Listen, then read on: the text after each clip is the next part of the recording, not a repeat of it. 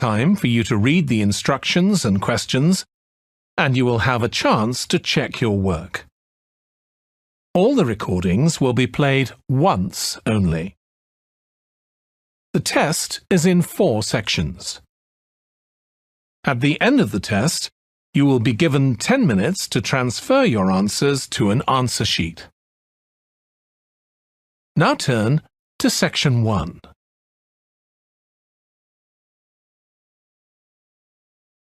Section 1. You will hear a man phoning a woman who lives in an English city called Banford to get some advice about moving to that city. First, you have some time to look at questions 1 to 5.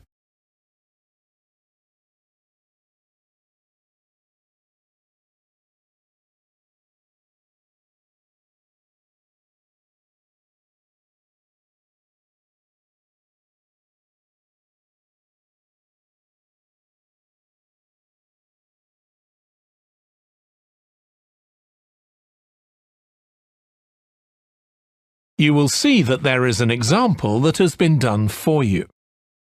On this occasion only, the conversation relating to this will be played first. Hello, Linda speaking. Oh, hi, Linda. This is Matt Brooks. Alex White gave me your number. He said you'd be able to give me some advice about moving to Banford. Yes, Alex did mention you. How can I help? Well, first of all, which area to live in? Well, I live in Dalton, which is a really nice suburb. Not too expensive, and there's a nice park.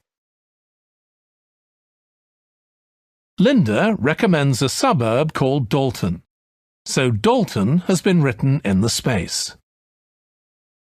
Now we shall begin.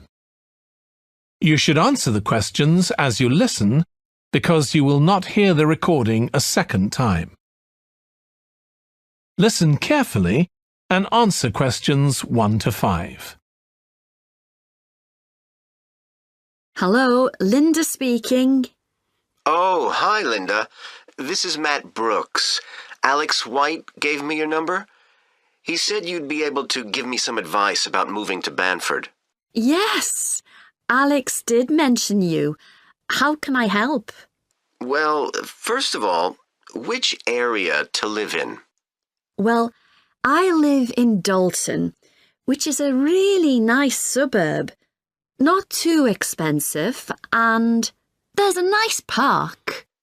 Sounds good. Do you know how much it would be to rent a 2-bedroom flat there? Yeah, you should be able to get something reasonable for £850 per month. That's what people typically pay. You certainly wouldn't want to pay more than £900. That doesn't include bills or anything. No, that sounds all right. I'll definitely have a look there. Are the transport links easy from where you live? Well, I'm very lucky. I work in the city centre, so I don't have to use public transport. I go by bike. Oh, I wish I could do that. Is it safe to cycle around the city? Yes, it's fine. And it keeps me fit. Anyway, driving to work in the city centre would be a nightmare because there's hardly any parking. And the traffic during the rush hour can be bad. I'd be working from home, but I'd have to go to London 1 or 2 days a week. Oh, that's perfect. Getting to London is no problem. There's a fast train every 30 minutes, which only takes 45 minutes. That's good. Yeah, the train service isn't bad during the week, and they run quite late at night. It's weekends that are a problem. They're always doing engineering work, and you have to take a bus to Haddam and pick up the train there, which is really slow. But Other than that, Banford's a great place to live. I've never been happier. Before you hear the rest of the conversation, you have some time to look at questions 6 to 10.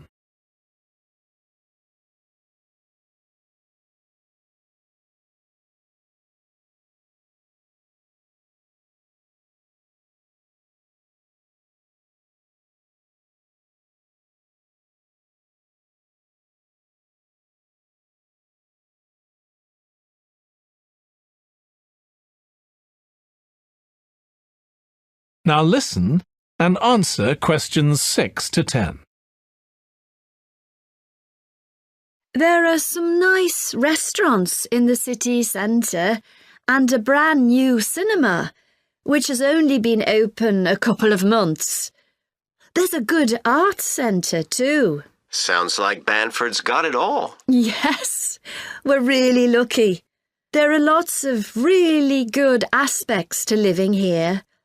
The schools are good, and the hospital here is one of the best in the country. Everyone I know who's been there's had a positive experience. Oh, I can give you the name of my dentist too, in Bridge Street, if you're interested. I've been going to him for years, and I've never had any problems. Oh, okay, thanks. I'll find his number and send it to you. Thanks. That would be really helpful. Are you planning to visit Banford soon? Yes, my wife and I are both coming next week. We want to make some appointments with estate agents. I could meet you if you like and show you around. Are you sure? We'd really appreciate that. Either Tuesday or Thursday is good for me, after 5:30. Thursday's preferable. Tuesday, I need to get home before 6 p.m. Okay, great. Let me know which train you're catching, and I'll meet you in the cafe outside. You can't miss it. It's opposite the station and next to the museum. Brilliant. I'll text you next week then. Thanks so much for all the advice. No problem. I'll see you next week. That is the end of section 1. You now have half a minute to check your answers.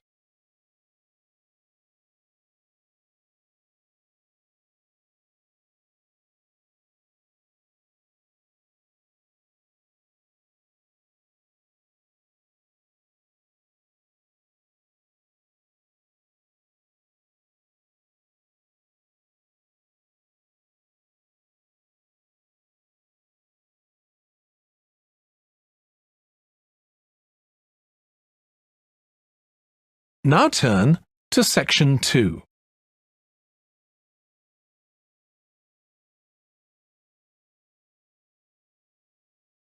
Section 2. You will hear a fitness instructor talking on the radio about different ways of keeping fit. First, you have some time to look at questions 11 to 16.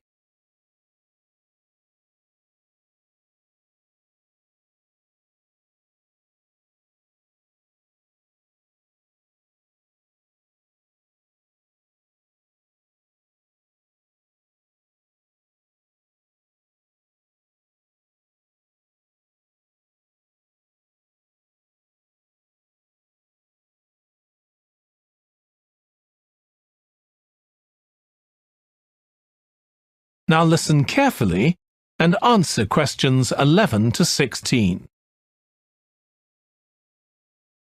So, if you're one of those people who hasn't found the perfect physical activity yet, here are some things to think about which might help you make the right decision for you. The first question to ask yourself is whether you would enjoy training in a gym.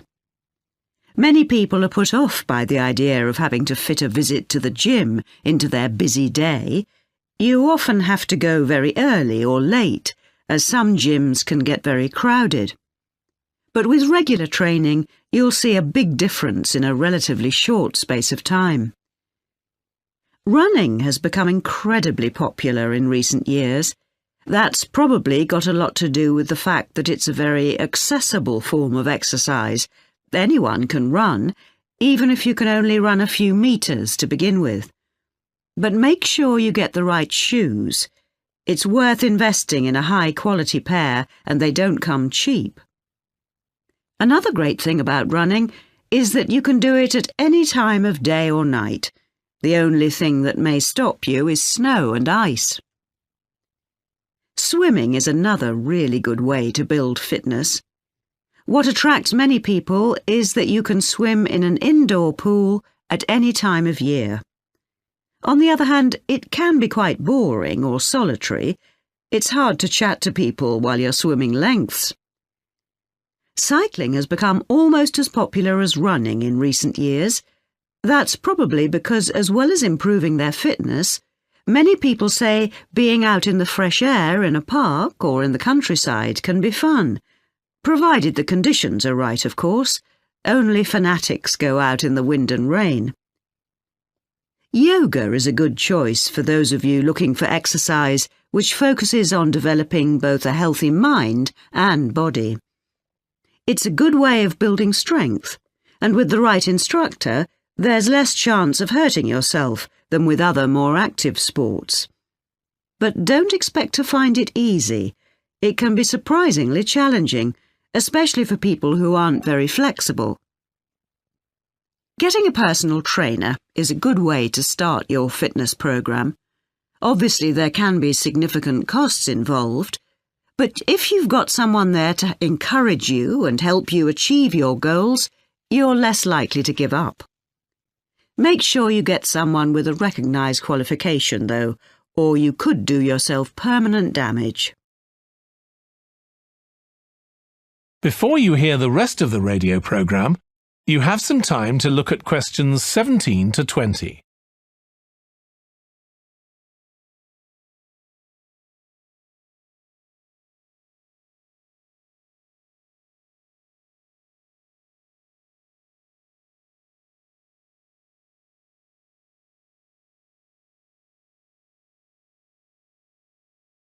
Now listen and answer questions 17 to 20.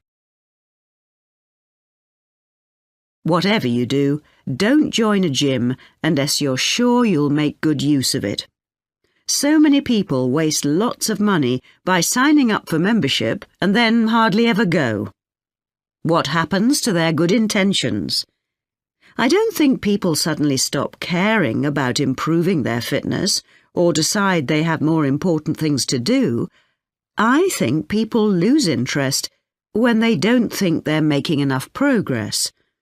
That's when they give up hope and stop believing they'll ever achieve their goals.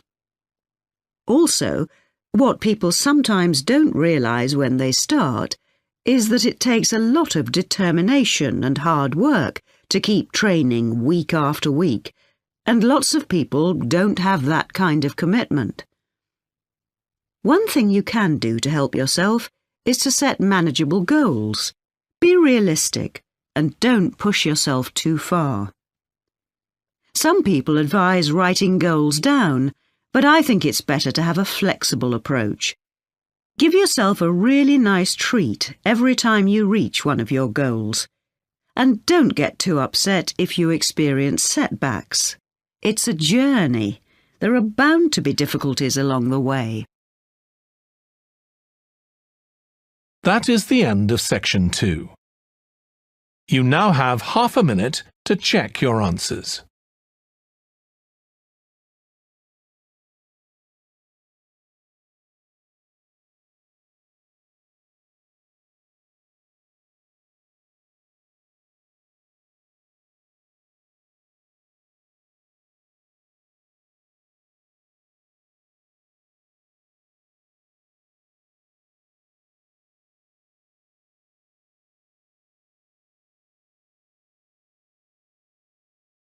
Now turn to section 3. Section 3.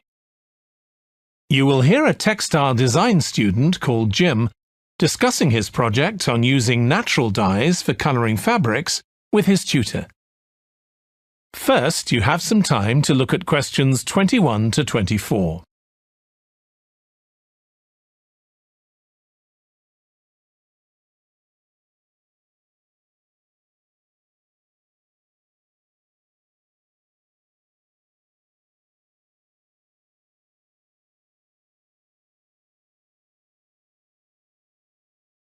Now listen carefully and answer questions 21 to 24. OK, Jim, you wanted to see me about your textile design project. That's right. I've been looking at how a range of natural dyes can be used to colour fabrics like cotton and wool. Why did you choose that topic? Well, I got a lot of useful ideas from the museum, you know, at that exhibition of textiles. But I've always been interested in anything to do with colour. Years ago, I went to a carpet shop with my parents when we were on holiday in Turkey, and I remember all the amazing colours. They might not all have been natural dyes. Maybe not, but for the project, I decided to follow it up. And I found a great book about a botanic garden in California that specialises in plants used for dyes. OK, so in your project, you had to include a practical investigation. Yeah. At first I couldn't decide on my variables. I was going to just look at one type of fibre, for example, like cotton. And see how different types of dyes affected it? Yes. Then I decided to include others as well. So I looked at cotton and wool and nylon. With just one type of dye? Various types, including some that weren't natural, for comparison. OK. So I did the experiments last week. I used some ready-made natural dyes. I found a website which supplied them. They came in just a few days, but I also made some of my own. That must have taken quite a bit of time. Yes. I thought it'd just be a matter of a teaspoon or so of dye, and actually that wasn't the case at all. Like, I was using one vegetable, a beetroot, for a red dye, and I had to chop up a whole pile of it. So it all took longer than I'd expected. One possibility is to use food colourings. I did use one. That was a yellow dye, an artificial one. Tartrazine? Yeah, I used it on cotton first. It came out a great colour. But when I rinsed the material, the colour just washed away. I'd been going to try it out on nylon, but I abandoned that idea. Were you worried about health issues? I thought if it's a legal food colouring, it must be safe. Well, it can occasionally cause allergic reactions, I believe. Before you hear the rest of the discussion, you have some time to look at questions 25 to 30.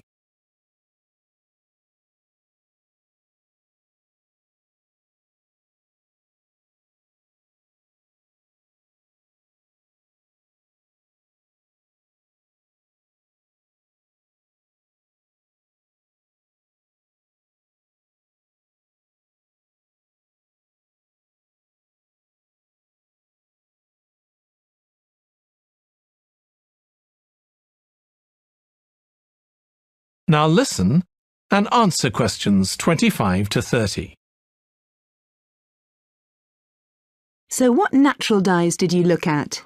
Well, one was turmeric. The colour's great. It's a really strong yellow. It's generally used in dishes like curry.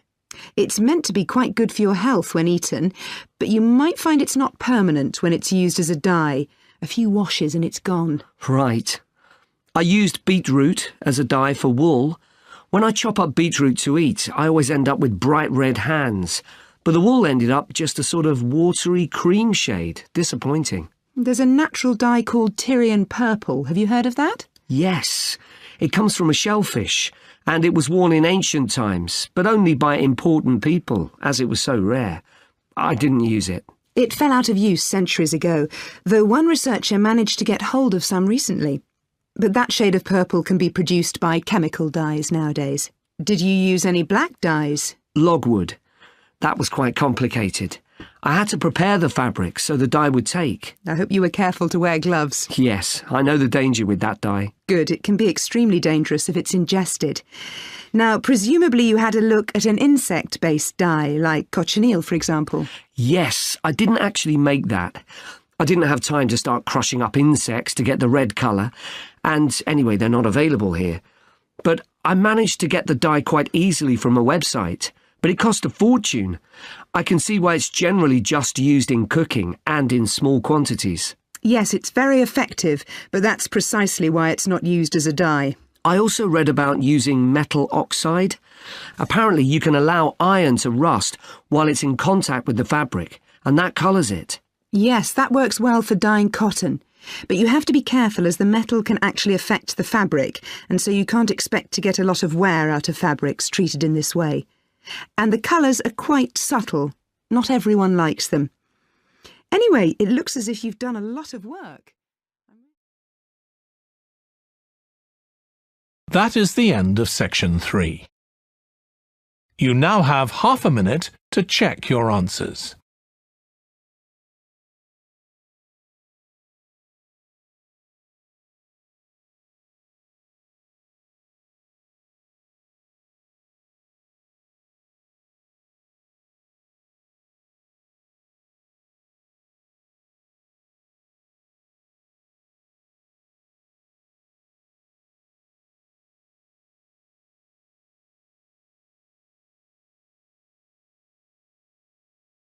Now turn to section 4. Section 4. You will hear part of a biology lecture about an animal called the sleepy lizard that is common in parts of Australia. First, you have some time to look at questions 31 to 40.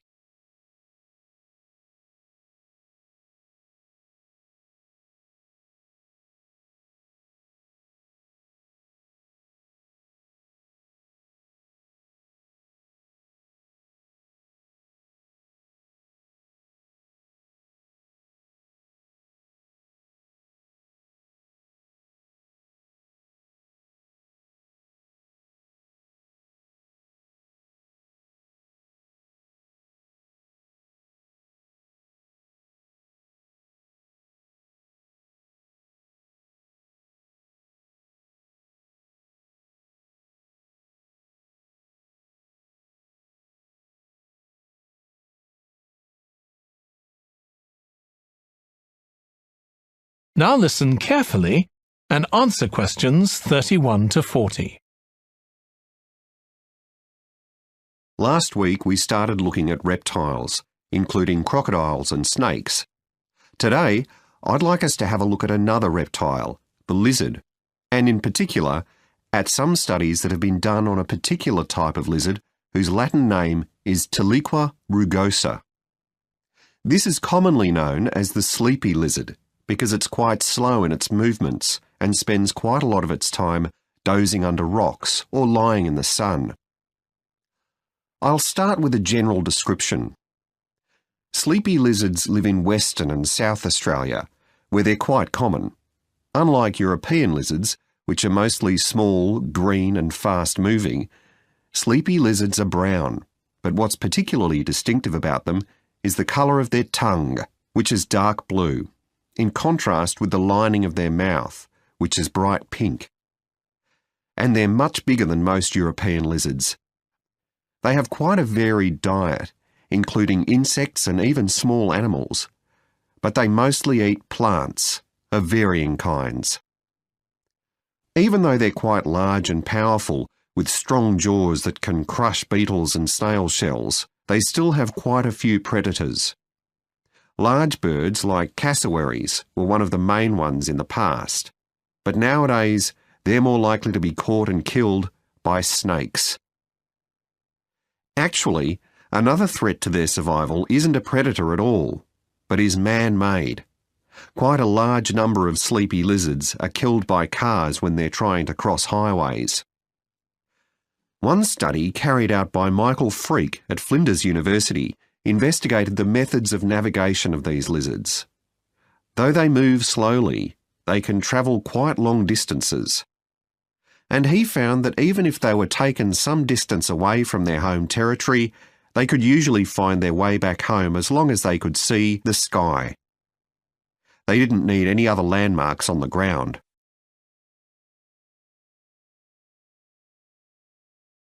Observations of these lizards in the wild have also revealed that their mating habits are quite unusual.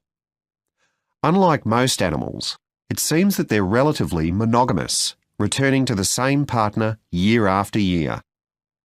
And the male and female also stay together for a long time, both before and after the birth of their young.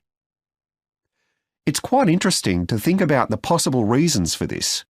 It could be that it's to do with protecting their young. You'd expect them to have a much better chance of survival if they have both parents around.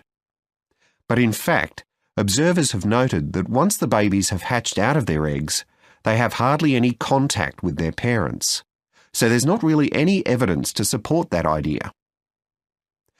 Another suggestion's based on the observation that male lizards in monogamous relationships tend to be bigger and stronger than other males. So maybe the male lizards stay around so they can give the female lizards protection from other males. But again, we're not really sure. Finally, I'd like to mention another study that involved collecting data by tracking the lizards. I was actually involved in this myself. So we caught some lizards in the wild and we developed a tiny GPS system that would allow us to track them, and we fixed this onto their tails. Then we set the lizards free again, and we were able to track them for 12 days and gather data, not just about their location, but even about how many steps they took during this period. One surprising thing we discovered from this is that there were far fewer meetings between lizards than we expected. It seems that they were actually trying to avoid one another. So why would that be?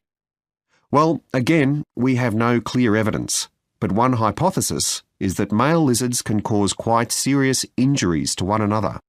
So maybe this avoidance is a way of preventing this, of self-preservation if you like. But we need to collect a lot more data before we can be sure of any of this. That is the end of section 4. You now have half a minute to check your answers.